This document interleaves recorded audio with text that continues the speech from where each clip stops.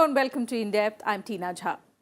HIV, the virus that causes AIDS, is one of the world's most serious public health challenges. Around 37 million people worldwide are living with HIV. Of these, 1.8 million are children under 15 years of age. According to global HIV and AIDS statistics, only 59% of those infected with HIV are receiving the antiretroviral drugs. Almost 1 million people die annually from HIV-related causes. In the year 2007, a person named Timothy Ray Brown became the only human in history to have been treated successfully for HIV. More than a decade later, scientists now claim to have cured a second person of the deadly viral infection. Both men got cured of HIV by a stem cell transplant. Reports of a second person being declared HIV-free has offered hope that millions more could eventually benefit in the times to come. It has paved way for new treatment strategies to beat back HIV. In today's edition of In Depth, we try and understand in detail what HIV is. We take a look at the causes, symptoms, and medication for those infected with the virus. We also analyze the difference between AIDS and HIV.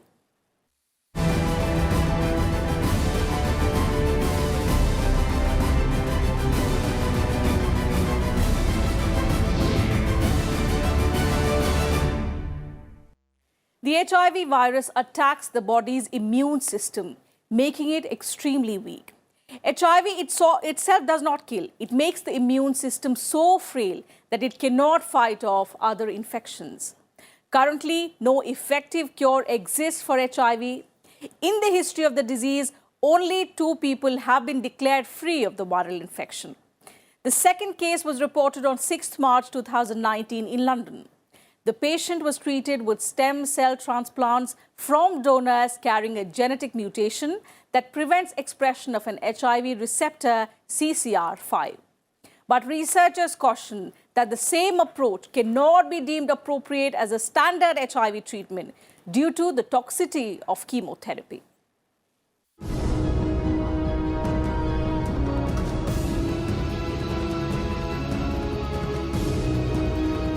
Researchers in London say they have successfully treated a man who had been living with HIV and may have even cured him. The patient, a British man who prefers to remain anonymous, was diagnosed with HIV in 2003 and advanced Hodgkin's lymphoma in 2012. He received a stem cell transplant from a donor with a rare mutation and also underwent chemotherapy. And now the man has been free of HIV for 18 months without drugs to fight the infection. The case was reported by scientists in a study published in the journal Nature. According to the group of scientists, led by an Indian origin researcher, Professor Ravindra Gupta, the patient was treated with stem cell transplants from donors carrying a genetic mutation that prevents expression of an HIV receptor, CCR5. CCR5 is the most commonly used receptor by HIV-1. People who have mutated copies of the CCR5 are resistant to the HIV-1 virus strain that uses this receptor as the virus cannot enter host cells. This is only the second instance in history when scientists have been able to essentially cure a patient infected with HIV. We were presenting the second example of sustained remission from HIV in a case where an individual has been transplanted with cells that are resistant to HIV for the purpose of treating the cancer, termed an allogeneic stem cell transplant. The case report comes 10 years after the first such case known as the Berlin patient. In 2007, Timothy Ray Brown was treated using HIV-resistant bone marrow cells. Brown was HIV positive and also developed leukemia when he was 40 years old. Both Brown and the London patient were given bone marrow transplant from donors who were known to have a genetic mutation that prevents the most common strain of HIV from latching on to their immune cells, making them naturally resistant to infection. Doctors treating both patients essentially replaced their immune cells with mutated donor cells. Notable differences were that the Berlin patient was given 2 transplants and underwent total body irradiation, while the UK patient received just one transplant and less intensive chemotherapy. Both patients experienced mild graft versus host disease, which may have also played a role in the loss of HIV-infected cells. Okay, in my case is important because it proves that HIV can be cured, and how it's cured is totally up to the brilliant scientists that are medical scientists who are working for an HIV cure, and I think that in the near future, hopefully, that methods will come up that can be applied to everyone who has HIV. However, the researchers caution that the approach is not appropriate as a standard HIV treatment due to the toxicity of chemotherapy, although it offers hope for new treatment strategies that might eliminate HIV altogether.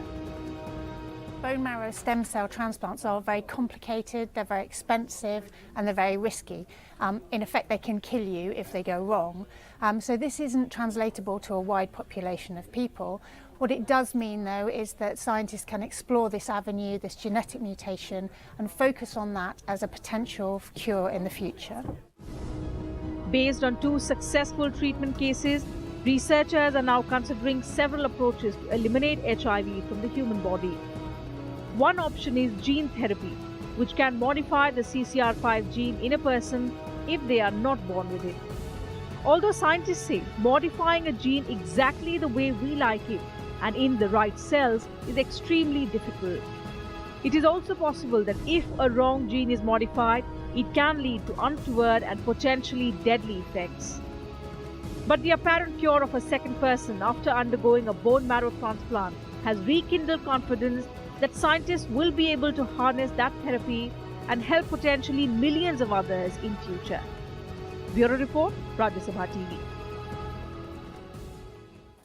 HIV stands for human immunodeficiency virus that infects a human being, leading to problems in the immune system. HIV can eventually cause AIDS or acquired immune deficiency syndrome without proper care and treatment. In our next report, we explain the difference between HIV and AIDS, which is often confused as the same health condition.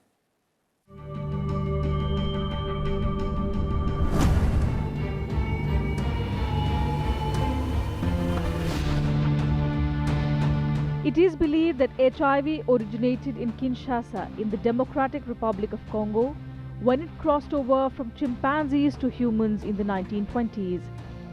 In 1959, a man from Manchester succumbed to pneumonia following the failure of his immune system.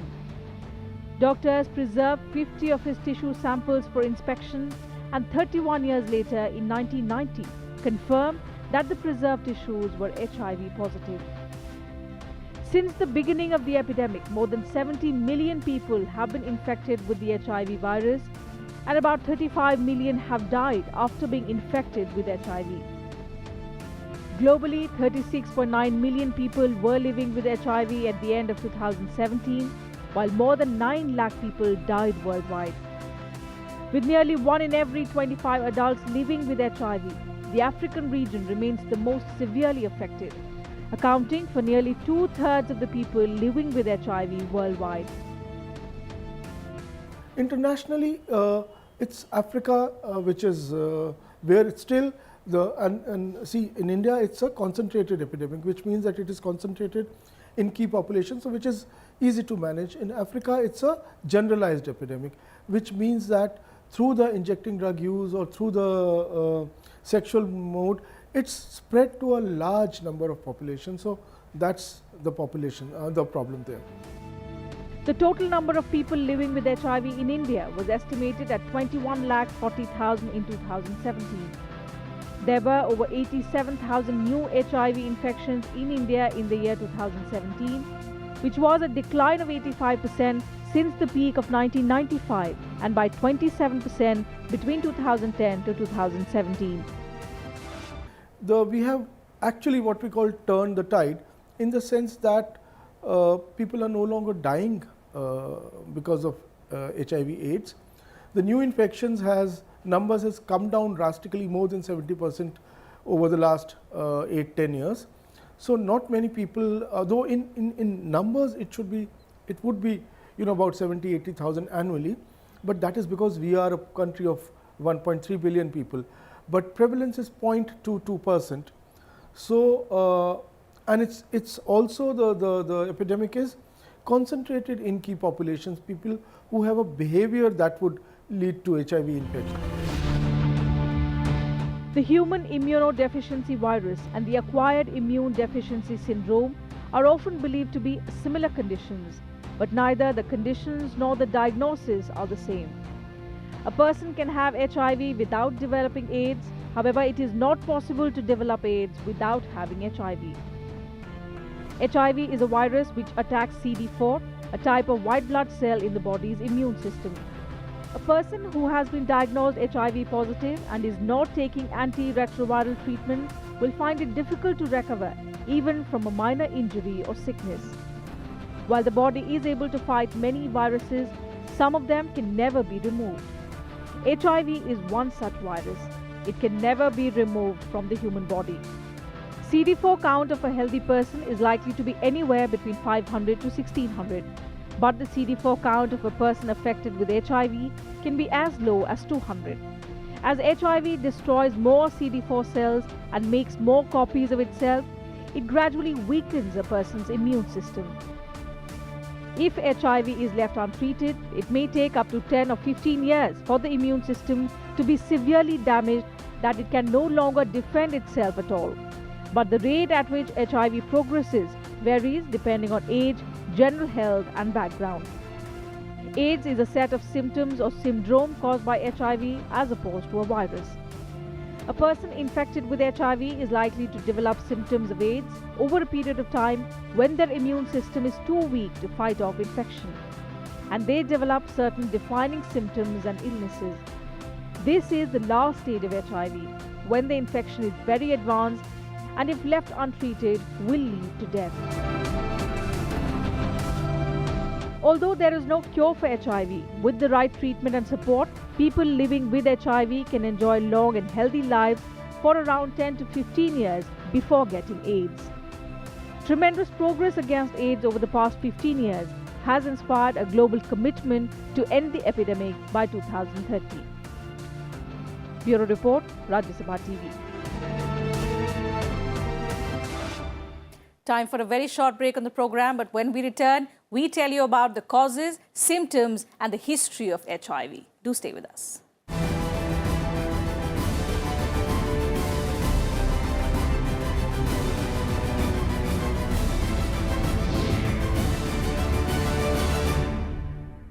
Watch The Big Picture with me, Frank Rausen Pereira, at 6:30 p.m.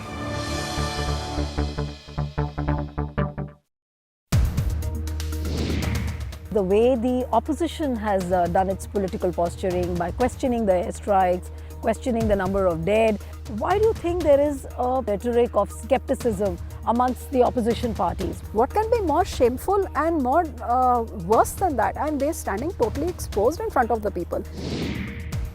Post the Pulwama strikes, Amrinder Singh hails the strike and Navjot Singh Sidhu is totally at a different tangent. Pakistan has entered Punjab Congress at the top level, and Rahul Gandhi has allowed that to happen. So we often see that in the center also, they speak the Pak language today. A number of leaders have quit Shiromani Akali Dal and they are joining Congress. For the first time in Punjab, for 10 years, one party stayed in power. So after 10 years, when we were not so powerful, now they are again helping the Congress by ensuring that Akali Dal becomes weaker. So this is a Congress ploy. Watch To The Point with Union Minister Harsimrat Kaur Badal only on Rajya Sabha television.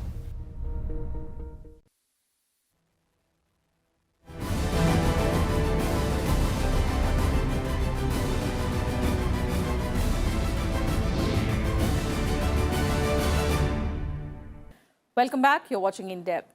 HIV is a major global public health issue.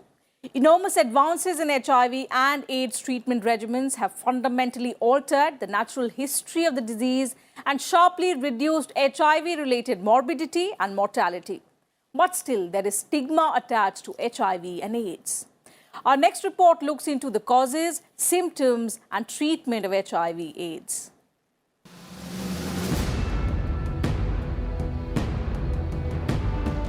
Human immunodeficiency virus or HIV is a virus that attacks immune cells called CD4 cells, which are a type of T cells. The T cells are white blood cells that move around the body, detecting faults and anomalies in cells as well as infections. When HIV targets and infiltrates these cells, it reduces body's ability to combat other diseases. This increases the risk and impact of opportunistic infections and cancers. However, a person can carry HIV without experiencing symptoms for a long time. HIV is a lifelong infection. However, receiving treatment and managing the disease effectively can prevent HIV from reaching a severe level and reduce the risk of a person passing on the virus.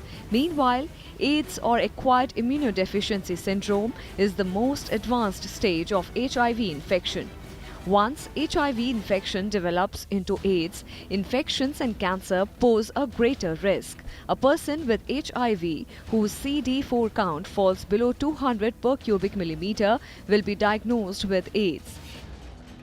HIV is transmitted from person to person through bodily fluids including blood, semen, vaginal secretions, anal fluids, breast milk. To transmit HIV, these fluids must contain enough of the virus. If a person has undetectable HIV, they will not transmit HIV to another person even after transfer of fluids. Undetectable HIV is when the amount of HIV in the body is so low that a blood test cannot detect it. People may be able to achieve undetectable levels of HIV by closely following the prescribed course of treatment. Confirming and regularly monitoring undetectable status using a blood test is important, as this does not mean that the person no longer has HIV. Undetectable HIV relies on the person adhering to their treatment as well as the effectiveness of the treatment itself. The risk of HIV progressing to AIDS varies widely between individuals and depends on many factors, including the age of the individual, the body's ability to defend against HIV, access to high-quality sanitary healthcare, presence of other infections, individuals' genetic resistance to certain strains of HIV, drug-resistant strains of HIV. Some people with HIV do not show symptoms until months or even years after contracting the virus. However, around 80% of people may develop a set of flu-like symptoms known as acute retroviral syndrome around 2 to 6 weeks after the virus enters the body. The early symptoms of HIV infections may include fever, chills, joint pains, muscle aches, sore throat, sweats, particularly at night, enlarged glands, a red rash, tiredness, weakness, unintentional weight loss, thrush. These symptoms might also result from the immune system fighting off many types of viruses. However, people who experience these symptoms and know of any reason they might have been at the risk of contracting HIV over the last 6 weeks are required to take a test. In many cases, after the symptoms of acute retroviral syndrome, symptoms might not occur for many years. During this time, the virus continues to develop and cause immune system and organ damage. Without medication that prevents the replication of virus, this slow process can continue for an average of around 10 years. A person living with HIV often experiences no symptoms, feels well and appears healthy. Complying rigidly to the course of antiretroviral therapy can disrupt this phase and suppress the virus completely. Taking effective antiretroviral medications for life can halt ongoing damage to the immune system. Without medication, HIV weakens the ability to fight infection. The person becomes vulnerable to serious illness. This stage is known as AIDS or stage 3 HIV. During late-stage HIV infection, the risk of developing a life-threatening illness increases greatly. We have very good drugs now, and people are on drugs for the last 20 years, and they are doing more than 20 years, and they are doing well. And they are living like a normal human being. Their CD4 count is under control, and viral load is under control, and they are working like normal human beings. So there is good future with these drugs. The main treatment of HIV is antiretroviral therapy, a combination of daily medications that stop the virus from reproducing. This helps protect CD4 cells, keeping the immune system strong enough to fight off disease. Antiretroviral therapy helps keep HIV from progressing to AIDS. It also helps reduce the risk of transmitting HIV to others. Prevention includes safe sex, testing and counseling for HIV and STIs, testing and counseling linkages to tuberculosis care, voluntary medical male circumcision. Bureau Report, Rajya Sabha TV. The HIV has been triggering fear and panic among people since the early decades of the 20th century. The virus is believed to have originated in Congo in the 1920s and then spread to other parts of the world. We leave you with this report that traces the history of this pandemic disease. Thank you very much for your time.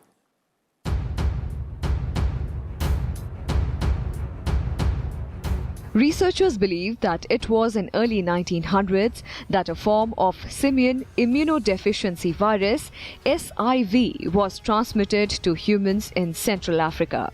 This virus went on to become the pandemic strain of HIV. HIV is believed to have originated in Kinshasa in the Democratic Republic of Congo around 1920 when HIV crossed species from chimpanzees to humans. In 1959, the first known case of HIV in a human was confirmed in a man who died in the Congo. Around 1966, the HIV virus first arrived in the Americas, infecting one person in Haiti. Research suggests that the virus arrived in the United States of America around 1968. In 1981, 270 cases of severe immune deficiency among gay men were reported, out of which 121 had died. In September 1982, the CDC used the term AIDS for the first time. In November 1983, the World Health Organization held its first meeting to assess the global AIDS situation and began international surveillance. By the end of 1983, the number of AIDS cases in the USA had risen to 3,064. Of this, 1,292 had died. By the end of 1985, every region in the world had reported at least one case of AIDS, with 20,303 cases in total. In May 1986, the International Committee on the Taxonomy of Virus said that the virus that causes AIDS will officially be called HIV, that is, Human Immunodeficiency Virus. In February 1987, WHO launched the Global Program on AIDS. In March 1987, the first antiretroviral drug, zidovudine, was approved as treatment for AIDS. In October 1987, AIDS became the first illness debated in the United Nations General Assembly. In 1988, WHO declared 1st December as the first World AIDS Day. In 1991, the visual AIDS artist Caucus launched the Red Ribbon Project to create a symbol of compassion for people living with HIV and their carers. The Red Ribbon became an international symbol of AIDS awareness. By the end of 1993, there were an estimated 2.5 million AIDS cases globally. In 1996, the Joint United Nations Programme on AIDS was established to advocate for global action on the epidemic. In 1999, WHO announced that AIDS was the fourth biggest cause of death worldwide and number one killer in Africa. In 2001, drug manufacturers began producing discounted generic forms of HIV medicines for developing countries. In January 2003, US President George Bush announced the creation of the United States President's Emergency Plan for AIDS relief, a $15 billion 5-year plan to combat AIDS, primarily in countries with a high number of HIV infections. In January 2010, the travel ban preventing HIV-positive people from entering the USA was lifted. In 2013, UNAIDS reported that AIDS-related deaths had fallen 30% since their peak in 2005.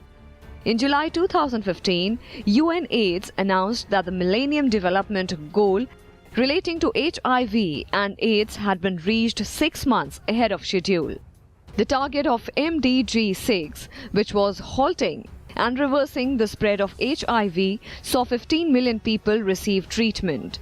In 2017, for the first time ever, more than half of the global population living with HIV were receiving antiretroviral treatment, a record of 19.5 million people. With inputs from Leena Sharma, Bureau Report, Rajya Sabha TV.